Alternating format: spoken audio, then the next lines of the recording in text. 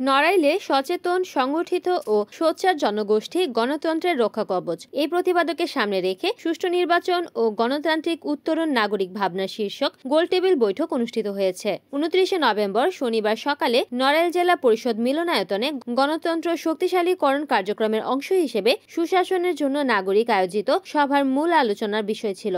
বিশিষ্ট নাগরিক, সমাজসেবক, শিক্ষাবিদ এবং বিভিন্ন শ্রেণী পেশার প্রতিনিধিদের অংশগ্রহণে সভাটি গণতন্ত্রের বর্তমান চ্যালেঞ্জ ও উত্তরণের পথ নিয়ে প্রাণবন্ত আলোচনা হয়। এ সময় দৈনিক নড়াইল কণ্ঠের সম্পাদক কাজী হাফিজুর রহমানের সঞ্চালনায় বক্তব্য রাখেন নড়াইল জেলা বিএনপির সাধারণ সম্পাদক আলহাজ মনিরুল ইসলাম, সাবেক পৌর মেয়র জুলফিকার আলী, সুজনের খুলনা আঞ্চলিক সমন্বয়কারী মোহাম্মদ মাসুদুর রহমান রঞ্জু, নড়াইল সভাপতি মোহাম্মদ মনিরুজ্জামান মল্লিক, সাধারণ সম্পাদক মোহাম্মদ মাহফুজুর রহমান লাবু প্রমুখ।